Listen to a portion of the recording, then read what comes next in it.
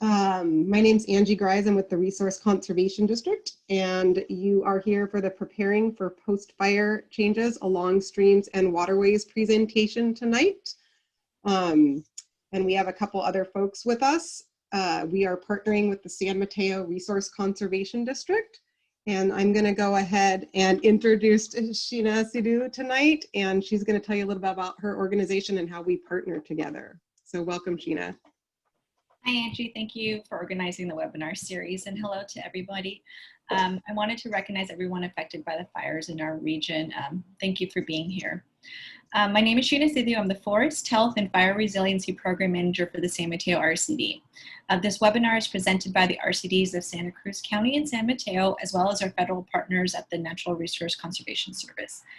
RCDs are local agencies that bring together support to help manage water, soil, wildlife, and forests and natural resources for the community. We help people help the land. We do this by providing non-regulatory, free, and confidential technical assistance for residents and land managers that request our help for conservation management, as well as outreach and education such as this webinar. For post-fire recovery assistance, both RCDs of San Mateo and Santa Cruz counties and our local offices of the Natural Resource Conservation Service, NRCS, are available to provide this free technical assistance. We only work where we're invited, so please reach out to us. Information is available on either of the RCD websites, so of your representative county. And thank you for being here. I'll send it back over. Thank you. Thanks, Regina. Thanks so much. I'm going to introduce one more person from the RCD in Santa Cruz. That's Matt Abernathy. He is going to, you want to say hi, Matt? Hello, everyone. I see your screen, great. He is going to be managing the Q&A tonight. Great. I'm going to go ahead then without further ado and let Kristen Kittleson introduce herself. There you go, Kristen. Hi, I'm Kristen Kittleson, and I'm the County of Santa Cruz Fishery Resource Planner, and I've been in this position since 1999. And I work on a range of programs and projects related to watershed management and also steelhead and coho salmon conservation. And for this webinar, I'm going to be talking about preparing for post-fire changes along streams and waterways.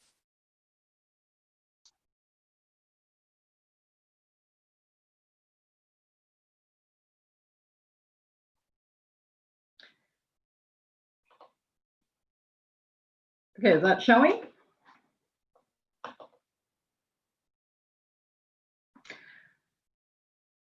Okay, so in tonight's presentation, I'm going to start with a fire overview and then talk about these expected changes.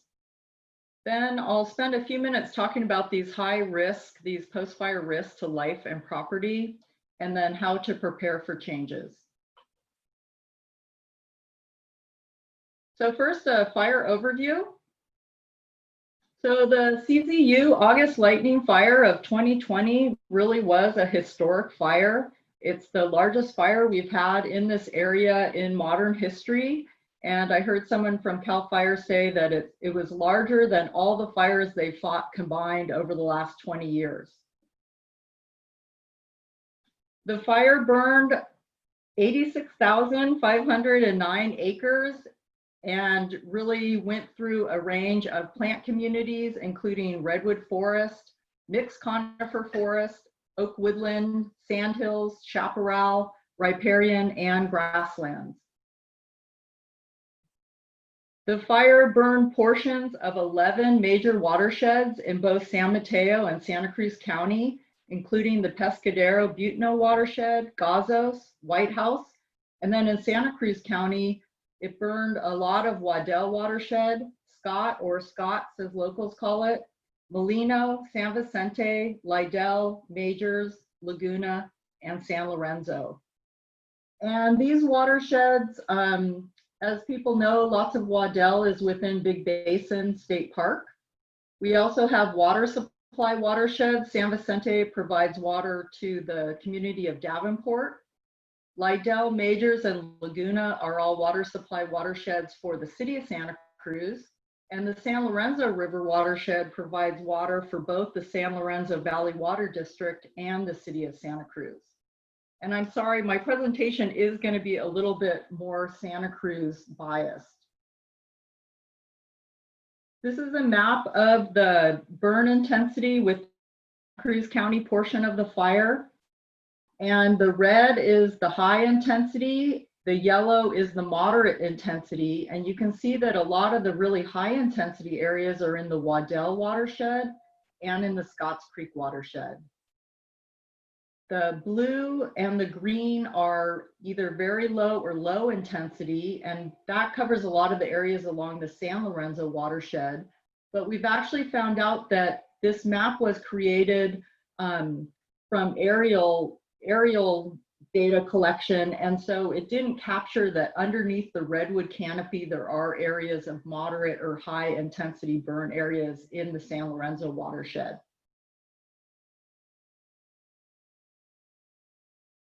This fire burned right through the heart of our coho salmon conservation watersheds, including in Santa Cruz, Scots and Waddell, San Vicente, and then in San Mateo, Pescadero, and Gazos. Coho salmon are listed as endangered under the Federal Endangered Species Act and the State Endangered Species Act, and they're actually critically endangered in Santa Cruz and San Mateo counties. So there's a lot of concern about how this fire could impact these recovery efforts for coho salmon. All these watersheds are also home to steelhead, which is another anadromous salmonid that are listed as threatened under the Endangered Species Act. And steelhead are also in all of these watersheds and are in the blue area of the fire. These watersheds also support other sensitive species that live in aquatic environments, such as red-legged frog that live along this north coast of Santa Cruz County. So what are these post-fire changes we're expecting to see? So now we have this post-fire landscape. This is actually a photo from the Lockheed fire in 2009 that burned a portion of the Scots Creek watershed. And it just gives you a really good overview about how the fire is really a mosaic across this landscape. In the photo, you can see areas where there was very intense burns and the trees are just literally completely burned up. You can also see areas where the fire went through, but there's still foliage on the trees. You can also see areas, you know, like this where maybe it supported fire-adapted chaparral. So we have this mosaic on the landscape, and this is showing you that, you know, we're going to have influence into these. You can see these drainages that are going to lead down to the streams that we're going to be talking about later in the presentation. So onto this post-fire landscape, we're looking ahead. Today's the first day of fall, and we're looking ahead to the rainy season. And our expected average rainfall in this area is 30 to 60 inches of rain. And just remember, 60 inches is 4 feet of rain over the season. And that rain is gonna come, you know, we don't know exactly how that rain is gonna be delivered. It's gonna depend on what is the timing of the storms, anytime within the rainy season, October to May. What is the duration of these rainfall events? And what is the intensity? What is the rate of rainfall, such as inches in a 15-minute increment? So if we had our choice, we would choose to have rain, you know, a little bit of rain in October to kind of wet things down and get things growing a little bit. We'd have some moderate storms in November and December, and we'd have very moderate storms evenly paced throughout the season, and that would really minimize impacts from this fire. But we don't control the weather, and so we're gonna have to see what happens. And it's just really important when we're going through this presentation that a lot of these expected changes really come back to how much rain do we get and how is that rain delivered. Here's a photo of Berry Creek and the Scots Creek watershed. This was an area of high burn intensity, and you can really see what it looks like. You've had a loss of vegetation. You don't have this undergrowth underneath the forest canopy. You have water repellent soils. The soils have actually been changed through the fire and are more water repellent. You've lost all this protective forest stuff that acts like a sponge. And as part of that, you're going to have higher raindrop impact intensity hitting the ground. So the fire has literally changes the watershed hydrology. And we're going to expect increased runoff, up to 2 times of runoff. And this will lead to more erosion and higher flows. We're going to see more sediment from increased erosion, and we're going to see more tree fall, which is going to create more streamwood. We're more likely to have large erosional events such as debris flows, slope failure, and landslides, and we're more likely to have flooding. And just remember, these changes are going to depend on multiple factors such as burn intensity, what kind of vegetation, soils, and slope. And we have areas within the fire. This is up in Bonnie Doon. You can see it's pretty gentle slopes. It was a moderate burn intensity, and we're not going to expect the same kind of erosion from an area like this. And then there's also areas that were pretty low burn intensity. All the undergrowth didn't even get completely burned. And again, there's going to be less impact in these areas.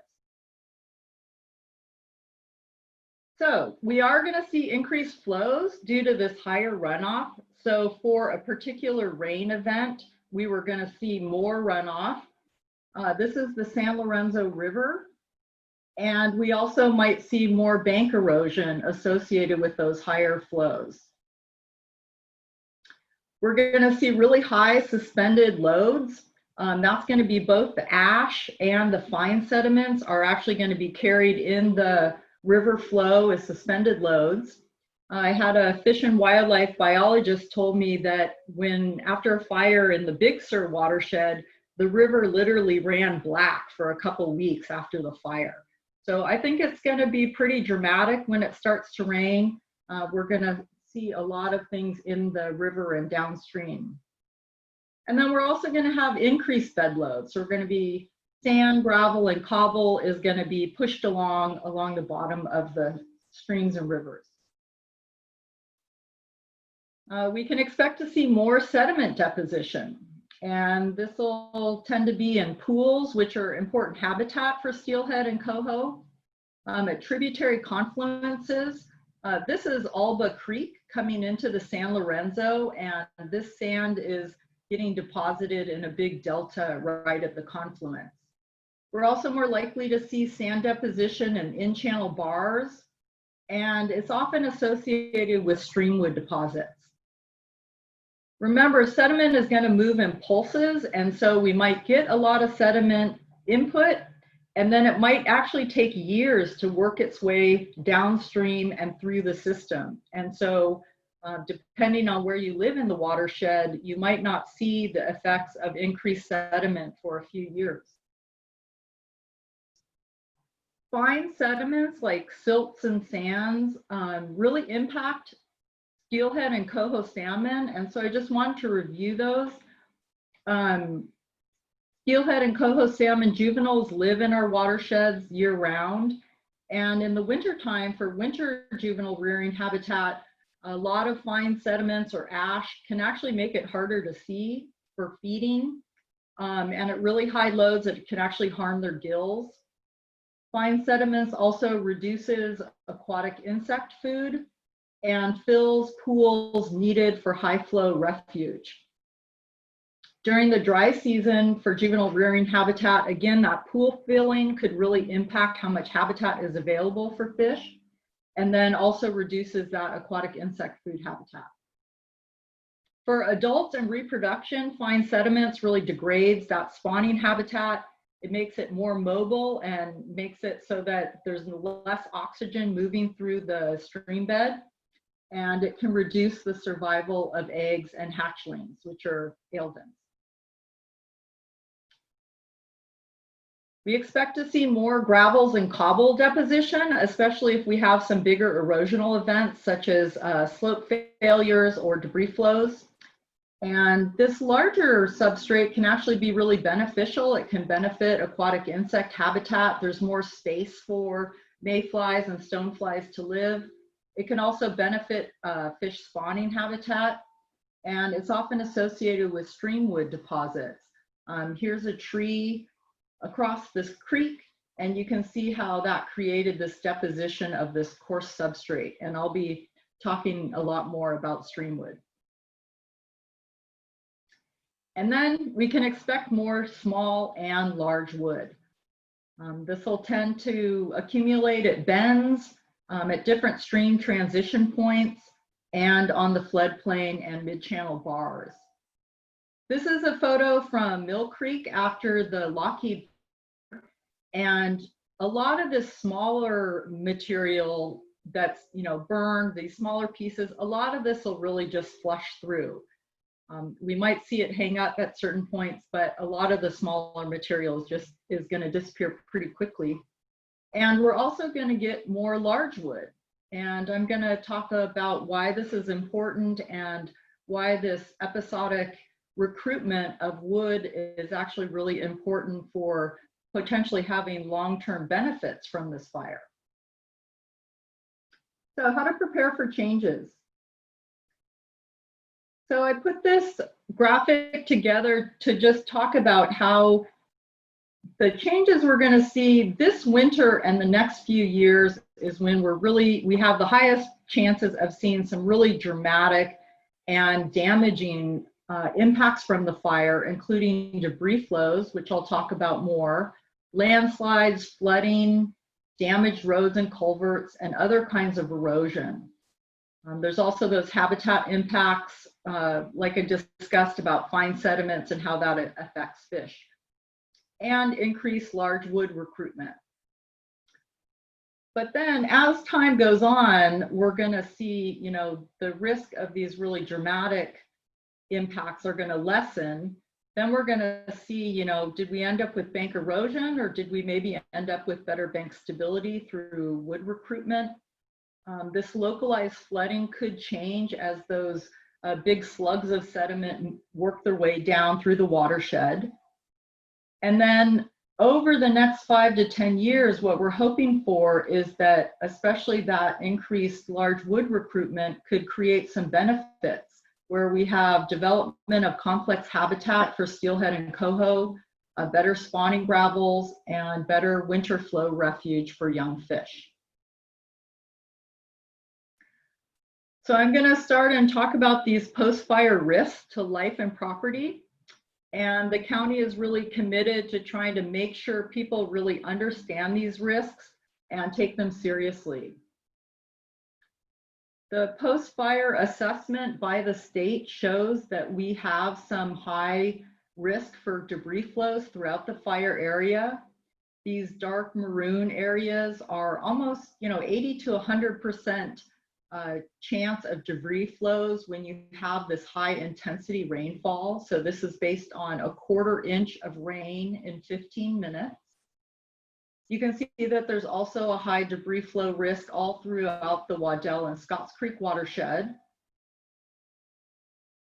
Now in those areas, we have pretty low residential densities, and there are some people that are at risk from these debris flows.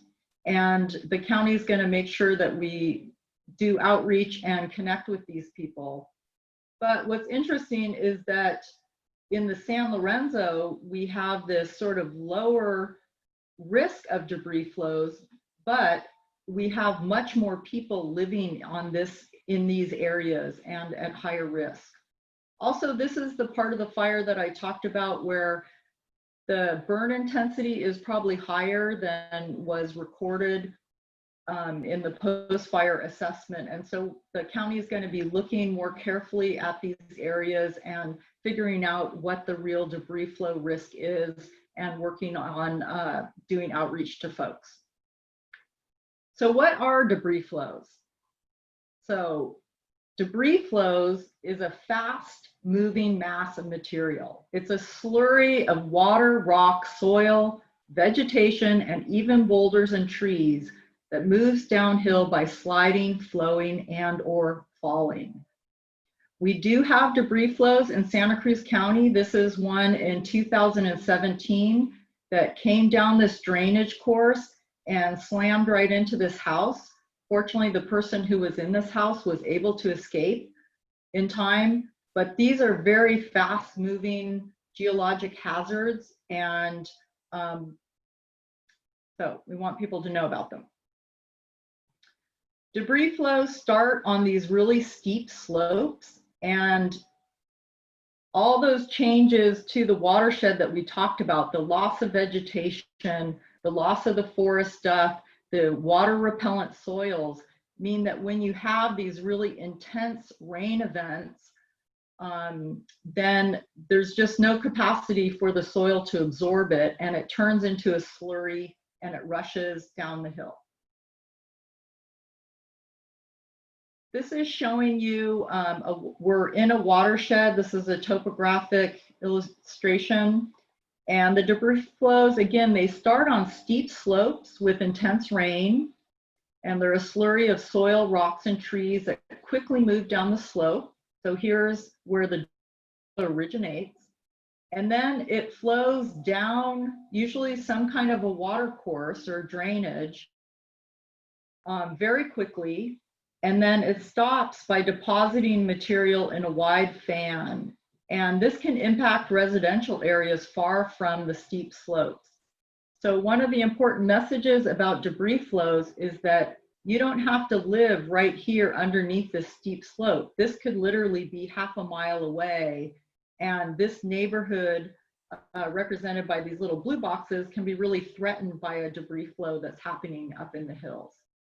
And this is where the county is going to do more work at trying to figure out who's at risk of these debris flows and make sure we communicate and outreach to them. This is an area, again, look at these really steep slopes. You've had high burn intensity, and you actually even have some dry ravel or slope erosion even without the rain.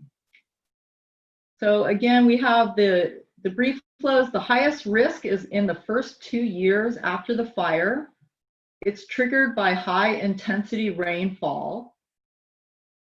And after a fire, and this is why it's such a specific risk right now, is after a fire, only a few minutes of intense rain on unsaturated soil can trigger a debris flow. So it could literally be the first storm of the season. If you get that high intensity rainfall within a certain 15 minutes of time, you can trigger a debris flow. And again, it starts on steep slopes and moves downhill. And this is a really important part, is that due to the high speed and sudden nature of debris flows, people must be evacuated prior to the storm event to stay safe. So this is going to be really challenging. People are going to have to evacuate perhaps multiple times this winter if they're at high risk of these debris flows. And people really need to learn about the risk and stay informed.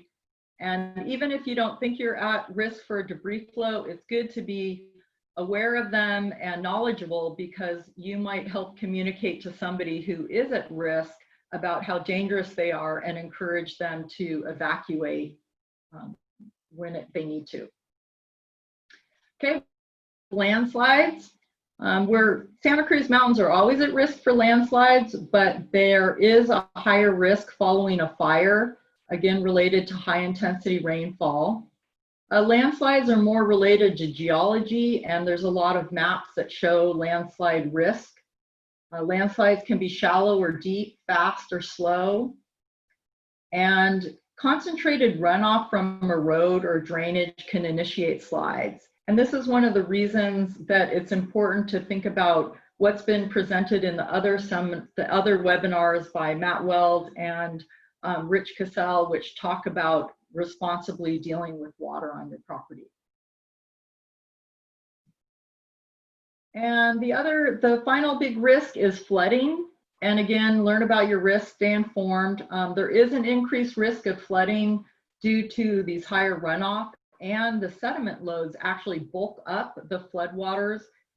So for a specific rain event, we're more likely to have flooding. And flood areas are mapped, and most people know if they're in a flood area. And it's just important to think about that flooding may happen sooner than it would in other years. So just to summarize on this post-fire risk to life and property, learn about your risks, especially debris flows. If you're in a high-risk area, prepare evacuation plans, follow weather reports and evacuation orders, and regardless, always leave your property if you feel unsafe. And this is very important for this winter, especially, and next winter. And now we're going to take a quick break, and Angie's going to do a poll for us.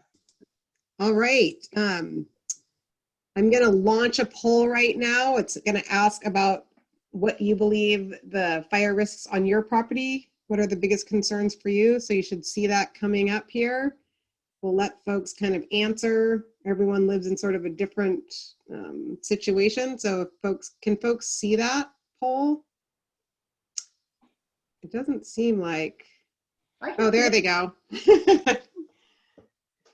Please just pick, you're basically going to pick the one that's the most concern to you. If there's just a single choice. I'm sorry, Kristen, I didn't make it a multiple choice.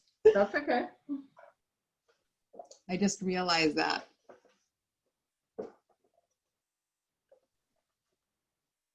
We'll let it go for just maybe a full minute, so maybe 20 more seconds. And again, pick the biggest risk, because I made it so that you can only choose one choice. Oh. Couple more seconds. Excellent. I'm going to end that poll, and I'm just going to share it with the group. And Kristen, I don't know if you can see it too. I can see it. That's great. Excellent. That's really great. Yeah, and that's what we want people to be thinking about is what are your risks? How do you prepare for that? All That's right, great. excellent. Good. Okay, now I'm going to look within the riparian corridor. So we do have some fire impacted stream banks. Sometimes the riparian corridor is moist enough that it doesn't burn as intensely, but this was a pretty intense fire. This is showing Jameson Creek in the upper San Lorenzo, and you can see the fire came all the way down into the stream channel. And this is Mill Creek in the Scott Creek watershed. Again, the fire came right down into the riparian corridor. There's been some concern about what to do about stream banks. And unfortunately, I don't think there's a lot we can do about stream banks. So we're going to have to just let it see. Here are a few tips. One is make sure that drainage pipes outlet down the bank and have appropriate energy dissipation. So this might be a really good year to make sure that you have your drainage pipes all the way down, safely crossing the bank and getting that outlet onto something sturdy like rocks or an energy dissipator. Another thing is to avoid protecting the top of the bank, where erosion control measures can actually concentrate flow. In Matt Weld's webinar, he showed where someone had installed a core roll at the top of the bank, but it was just going to lead to concentrating flows and creating a small erosion. Allow riparian plants to resprout. And this is an area I'm going to be doing some studying and looking at how these riparian areas recover. And then remember to get technical assistance if you need it. And then again, expect increased tree fall in streams. Again, here's the same picture of Jameson Creek. We already have a tree that's fallen in the stream. I've gotten a lot of reports of people saying that, especially in the smaller upper drainages, there's already a lot of tree fall. So I just want to remind people, the County of Santa Cruz protects the riparian corridor as a sensitive habitat. And this is showing a perennial stream. The ordinance protects 50 feet horizontally from the mean rainy season flow line or any areas of riparian woodland. So the riparian corridor consists of both the stream and then 50 feet on either side. And we're really trying to use this riparian corridor ordinance to allow natural stream process within the protected riparian corridor while also protecting property and infrastructure. And this is a photo from Lompico. We have this big accumulation of streamwood that lasted a few years and then it went on its way.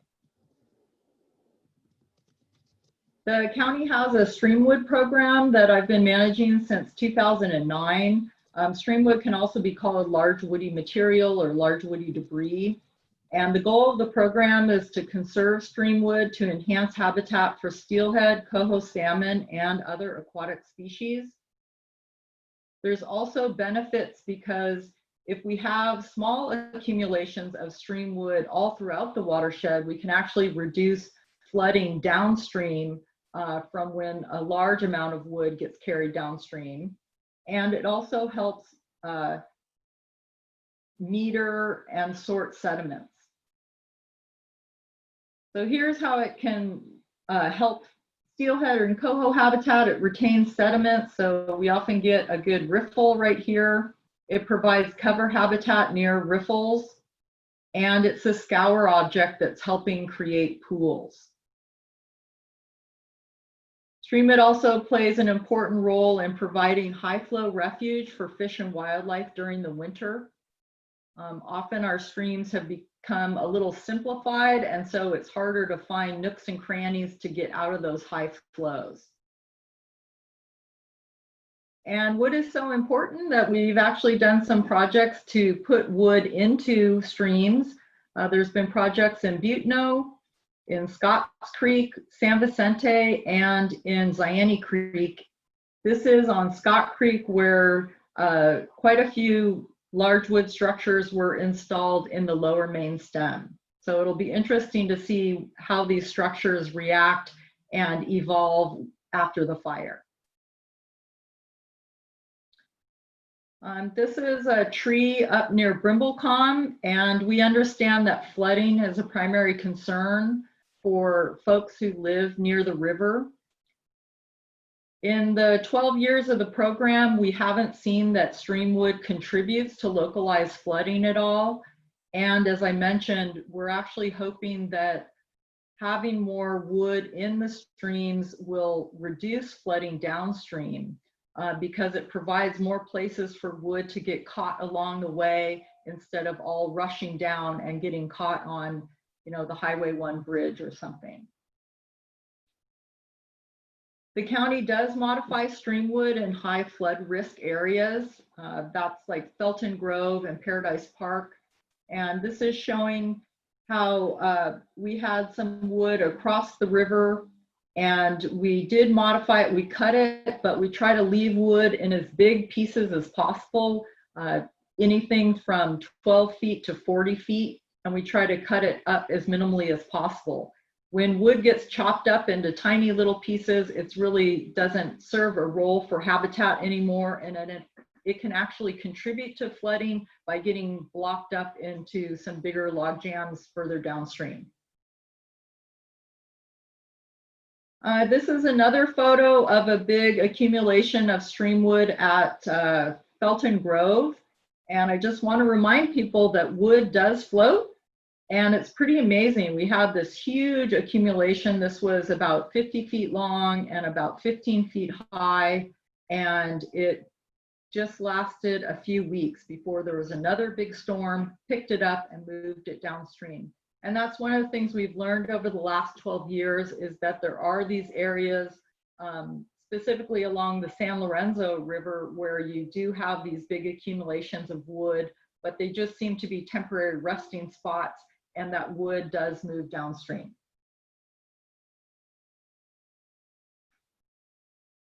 You know, Streamwood can contribute to bank erosion. This is one of the fears about Streamwood.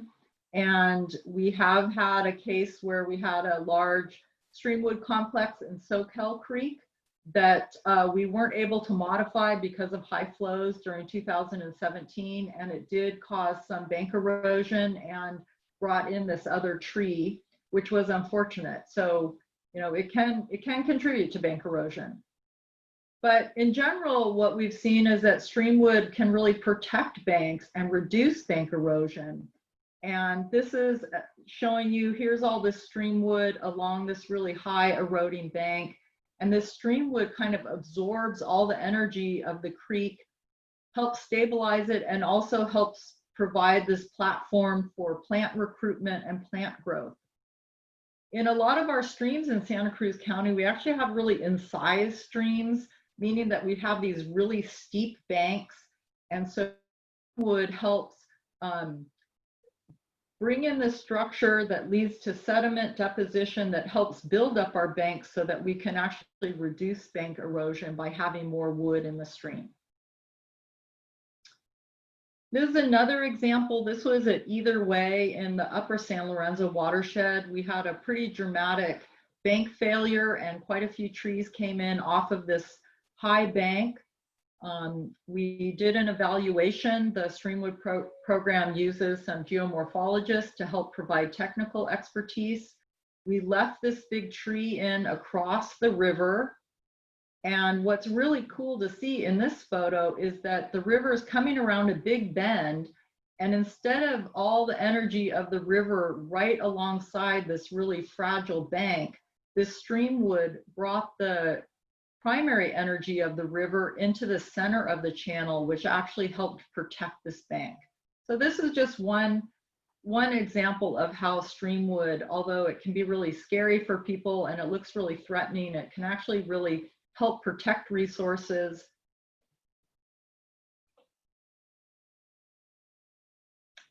And this is a shot downstream looking at that same site where we had this big slope failure right here. And this is just a reminder, people can contact the Streamwood program for an evaluation and assistance. And this is the phone number of Public Works Drainage where you can request an evaluation. And then finally, I just wanted to mention, I think one important thing for this winter is for everyone to keep their eyes and ears open. If you see something like this, here's a bunch of Streamwood on a county road culvert, please call us, help us out, let us know. These kind of, you know, when wood is on a culvert, it can result in really expensive damage. It can result in a closed road. And then it can also be a point where a debris flow jumps out of the channel and can sort of go careening off and create other damage. And that is it. And that's my email address if you have any questions. Great, Kristen, thank you so much. I want to also, Sheena, are you still there? Let's see if Sheena's still here. I can't tell if she's still there. I'm going to go ahead and Matt, are you there as well? Yes, I am. Okay, perfect. Sheena may have had to go if she's not still there, but I want to I know a lot of it was focused on Santa Cruz County in regards to places that you can contact, but I encourage you, I will put in the chat the, if it's not already in there, the San Mateo Resource Conservation District website, and you can contact them and potentially answer some specific questions about large wood, etc. in your own, or how to contact Public Works if you see some of the clogged culverts, etc. that she talked about. So I'm going to go ahead. Please, if you haven't already added questions, go ahead and add some more questions. I'm going to have Matt read the questions out for Kristen, and we'll go ahead and start that. Should I stop sharing my screen? Yeah. Okay. Great. So we had a few questions about who to contact, and I think your last slide provided that information. But we then had a few questions about should should property owners be proactive and contact you before as they notice there is woody debris building up, or would you recommend in most cases just leaving it? That's a good question. What we're trying to do is get people to feel more comfortable with leaving wood in the stream. But if you are concerned about it, it seems like there's a big giant pile of wood. You know, some properties are in the floodplain or lower down near the stream, then by all means contact us and we can come evaluate it. One nice thing about the program is it's not a one and done. We come out, we often get to see the wood and then we can monitor it so that if it changes, then we might decide we need to modify it. So it's a very flexible program. So as you're doing those evaluations, if it's not for a specific property owner, will areas where people in the area be notified of any risk, or is there a way to request information about any of your evaluations? For the Streamwood program specifically? This is partly that, but I guess as you're doing evaluations of debris risks in the county, is there ways for multiple people to find out about them? Yeah, so the county is going to be looking at more detail about those areas that were identified by debris flow risk, and they're actually out in the field right now. They're checking to see, there's a term values at risk, so they're checking to see if areas with debris flow risk have neighborhoods or have residences. They're trying to get more information. They're also going to be looking at what is that potential runout or where's that deposition area, so that they can really identify who's at risk.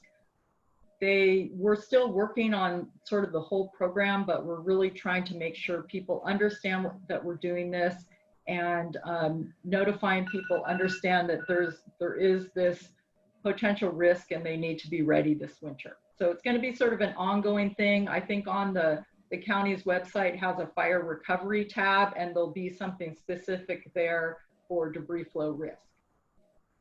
And just to remind people, this is a very special risk that we have now because of this fire. So that's why we're really trying to get the information out and make sure people know about it. Great. So does a debris flow always form in an existing channel where water is already concentrated? I don't know the answer to that. I don't think it necessarily needs to when it originates off the steep slope, but in general, it's going to eventually end up in some kind of a drainage way or some kind of a water course or a stream. One of the things that can happen with debris flows is if they hit a barrier, such as a block culvert, then they can actually pop out of the channel and go right down the road or something like that. So they end up in waterways when they're getting transported, but they can sort of pop out, and that's when they can be dangerous because then they're going right through your neighborhood.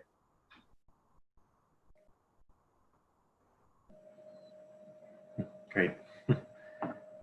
Sorting through all the questions. Yeah, that sounds good. While Matt's doing that, Kristen, I wanted to mention one thing. You had a great photo that showed downspouts where you're outletting them all the way down at the stream channel level to try to stop erosion kind of on your hillsides. This is going to be a really critical time for folks to actually check those, because if you were in a hot fire area, it's very probable that they've melted, and many times people don't even know that that's where their downspouts are headed. So really, to get on your property, an easy way to kind of check where they're going while it's not raining, to get up there with a hose and put that into your gutter, and then you can track where the water's flowing so that you don't now have it releasing right on the top of your hillside, and you can make sure that those repairs happen. So I just wanted to mention that. That's talked about in some other presentations, but we see it a lot, and we've seen, as we've been out there doing site visits, we've seen multiple melted Yeah. downspouts.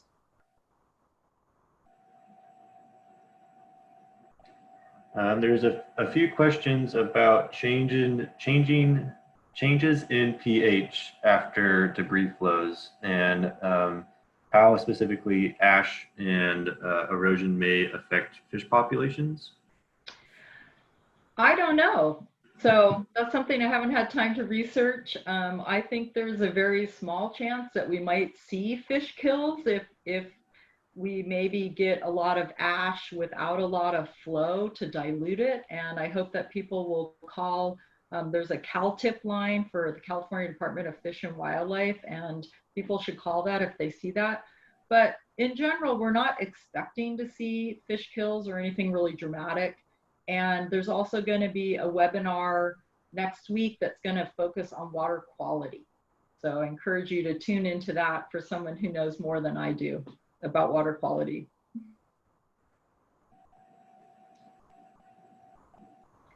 I see one question about modifying Streamwood and log jams, and I just do want to remind people that technically it requires a permit from the California Department of Fish and Wildlife.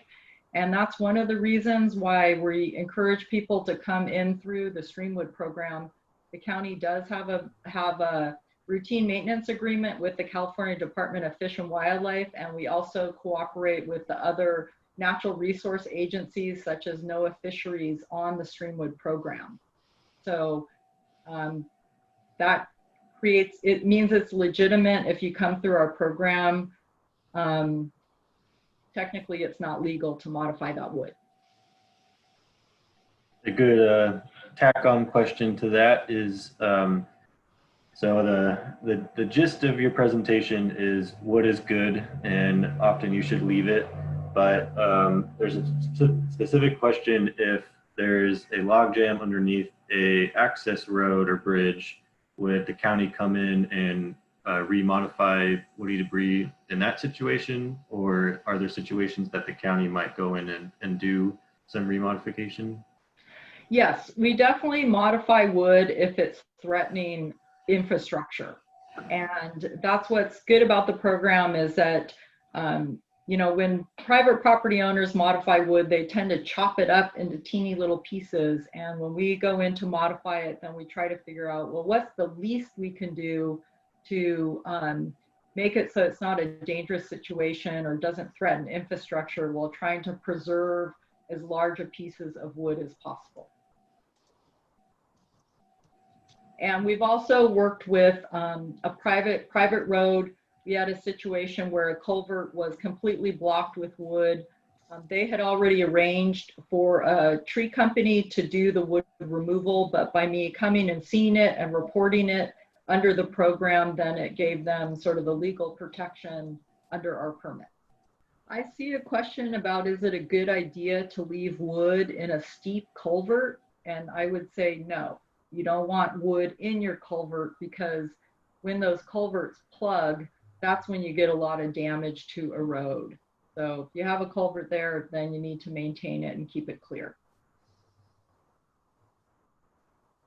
And Kristen, we have some information on preventing your culverts from plugging by putting, we call them trash racks, but essentially debris racks in front of your culvert. And when I say in front, I don't mean directly in front, but if you have a 24-inch culvert, for instance, you would place that debris rack 24 inches away from your culvert or a little bit more. And so it can collect the debris just upstream, the stuff that might plug the culvert, and allow water to spill over if there's too much debris and still go through your culvert. I think one thing I thought a lot about while preparing this presentation is that people need to be more attentive this winter. This is the winter to really get out there. Before it rains, you're going to be looking, you're going to be checking your erosion control, your drainage, you're going to be looking at the private road. Maybe you'll even peek at the county road. You're going to make sure, you know, through the storm events that things look okay. If there's problems, people need to get help right away, because as I explained in my presentation, it's sort of like after the fire, all these watershed processes are on overdrive. You're going to get twice as much runoff from this rain event. You're going to get more erosion, more sediment. And so we all have to really be careful and stay tuned in to what's happening And again, to take those threats seriously of debris flows, especially this first winter. Any more questions that you see, Matt? Again, I think they're getting site specific, so I think Okay, answered all of the broad questions. perfect. And then just to reiterate what Kristen said about really being on top of your maintenance, etc.